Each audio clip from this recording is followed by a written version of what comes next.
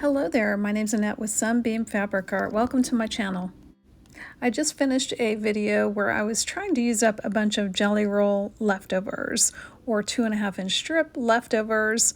A lot of these are cut off of quilt backings or jelly roll packages that I didn't use the whole package, so I had some leftovers.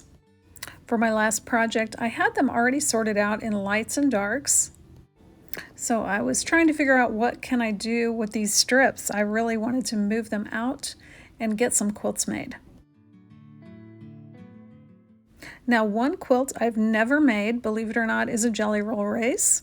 I do know how to make one, but I've never made one. But for this project, I thought, okay, I am going to make strip quilts, just jelly roll strips, 2.5-inch strips, and that will be the quilt.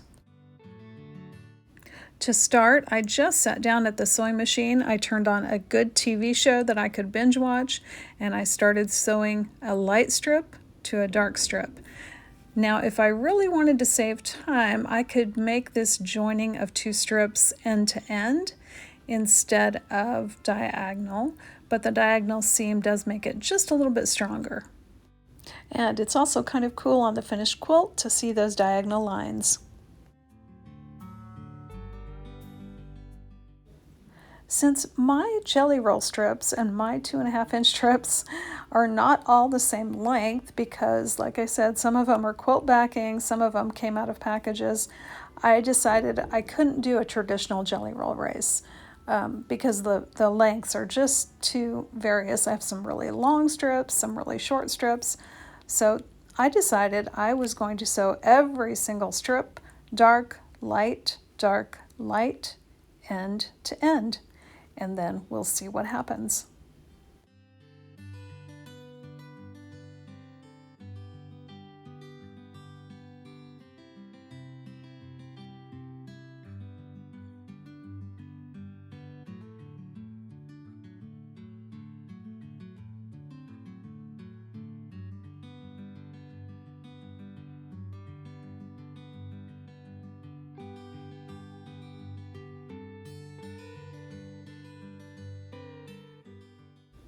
Well, I did it. I joined all those strips into one long strip.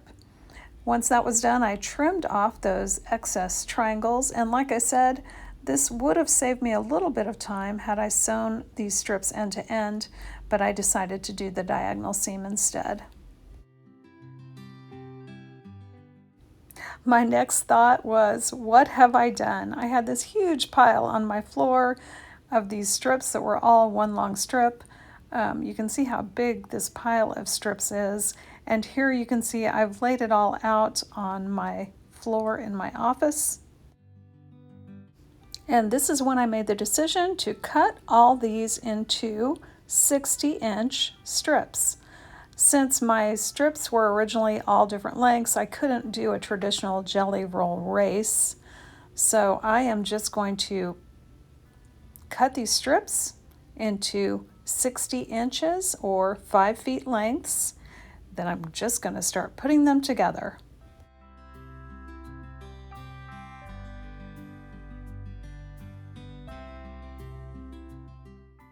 And one thing you may notice, I'm trying to keep them in the same order.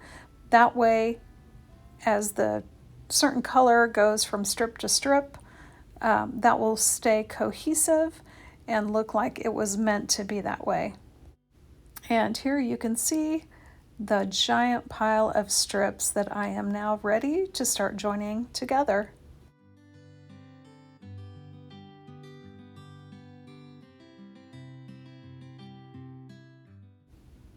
Starting this project, I have no idea at this point how many quilts I'm going to get out of this. There was no plan. I thought, well, maybe I'll get one, maybe 2 quilts out of this. I just started taking from the top of the stack and sewing 2 strips together.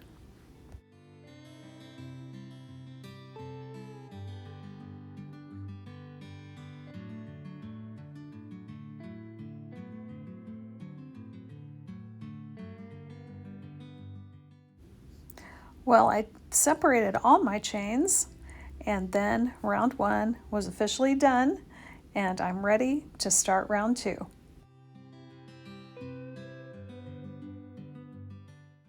For round 2, I will be joining 2 strips together with 2 other strips, and I'm keeping a very close eye out to make sure I am joining them the correct way so that 2 of the same fabric that have been split get joined back together.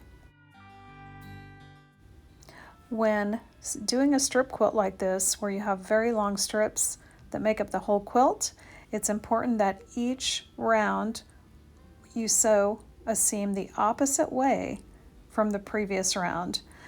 If you sew all your strips together the same way, you could get a bowing in your strips.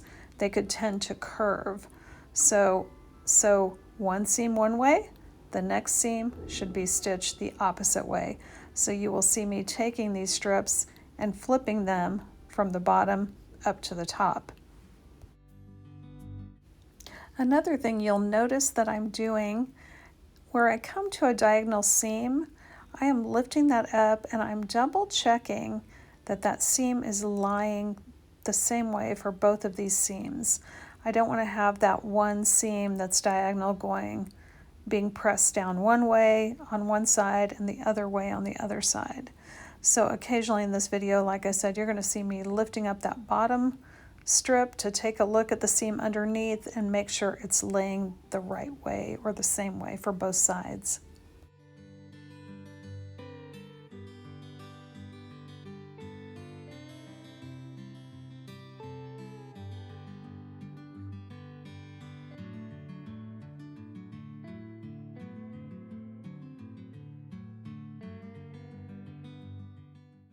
Round 2 is now finished and I'm separating those chains. Now I am stitching 4 strips together with 4 strips.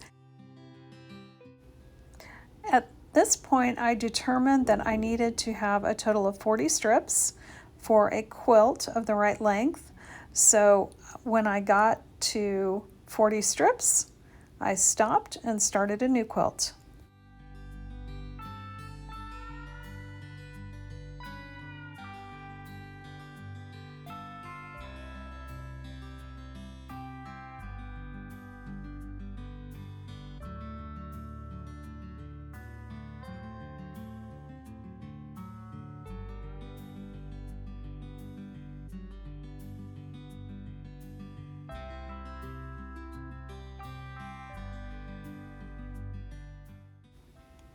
So this is the end of quilt number 2, and I'm starting quilt number 3.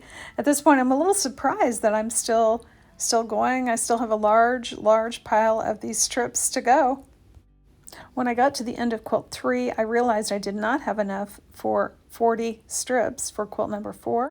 I decided to cut strips from this vintage navy fabric that's in my stash. I had quite a bit of it left, and I thought, well, I'll just make some wide strips to break up these smaller strips, and that will make it big enough so it'll be about the same size as the other quilts. I joined strips of fabric together to make 60 inches in length.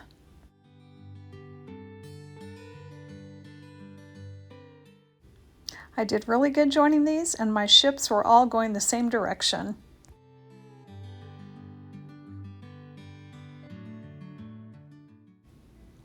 I laid all the strips out on the floor just to see where I wanted those navy strips to go, and then I stitched it all together.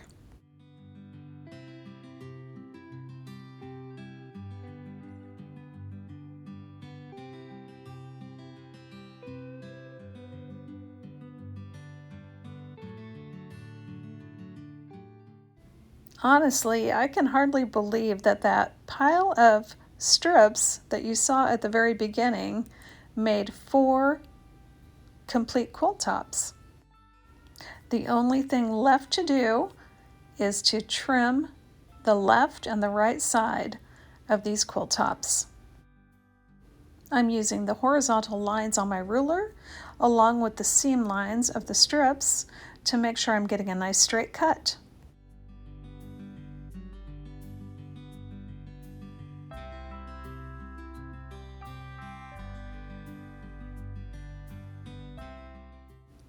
I did go ahead and sort out the leftovers off the edges of the quilts so that I could reuse those. Well, I went back through all my videos and I figured out that these 4 quilt tops took me a total of 10 hours. I love that they all are just a little bit different. They have all the same fabrics in them, but they're all unique.